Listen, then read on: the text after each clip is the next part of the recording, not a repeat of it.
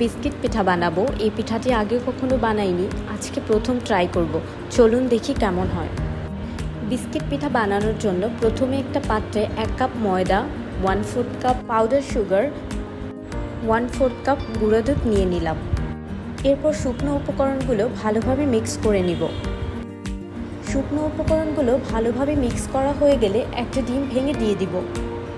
এখানে আপনারা যদি 2 কাপ ময়দা ব্যবহার করেন তাহলে 2টি ডিম দিয়ে দিবেন। ডিমের সাথে শুকনো উপকরণগুলো ভালোভাবে মিক্স করে নিচ্ছি।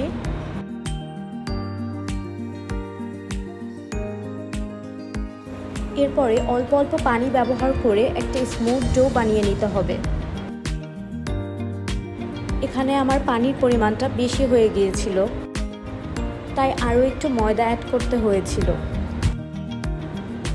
সামান্য পরিমাণ ঘি ব্যবহার করছি।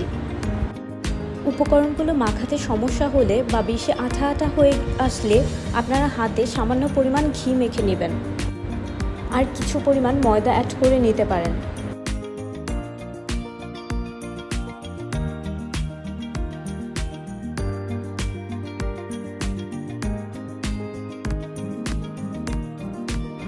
এরপরে মোটা রুটির মতো করে বেলে নিব।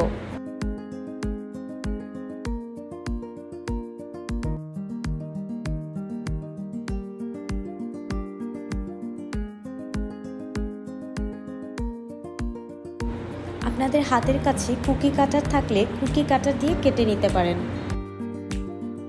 বা ইচ্ছে মতো যে কোনো শেপ দিতে পারেন।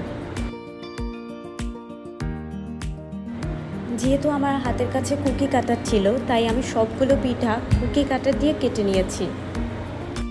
ছোট একটা টিপস, যেহেতু এই পিঠাটি তৈরি করতে আমরা ডিম ব্যবহার করছি, তাই ডিমের গন্ধ দূর করার জন্য সামান্য পরিমাণ এলাচের গুঁড়া ব্যবহার করতে হবে, না হলে পিঠার মধ্যে ডিমের গন্ধটা থেকে যায়। যেহেতু আজকে আমি প্রথম বানিয়েছি, তাই এলাচের গুঁড়া দিতে ভুলে গিয়েছিলাম।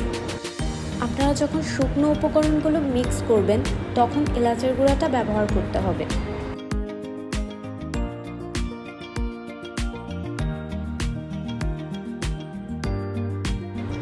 এবারে ভাজার জন্য তেল হালকা গরম করে পিঠাগুলো কড়াইতে দিয়ে দিলাম। এ সময়ে চুলার আঁচটা বাড়িয়ে রাখা যাবে না, বা একদম গরম তেলেও দেওয়া যাবে না, তাহলে পিঠাগুলো উপর থেকে পুড়ে যাবে আর ভেতরে কাঁচা থেকে যাবে।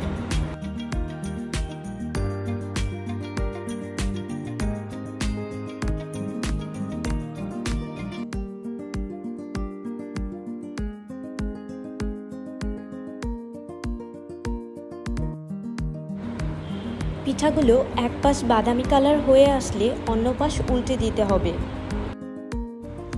আমার সবগুলো পিঠা 2 পাশে বাদামি রং চলে এসেছে। এখন পিঠাগুলো তেল থেকে উঠিয়ে নিব। আপনারা বাড়িতে এই বিস্কিট পিঠা বানানো ট্রাই করতে পারেন। আর আমার পিঠাটা আজকে কেমন হয়েছে আপনারা কমেন্ট করে জানাতে পারেন। আর আমার চ্যানেলটি সাবস্ক্রাইব করে আমার পাশে থাকবেন।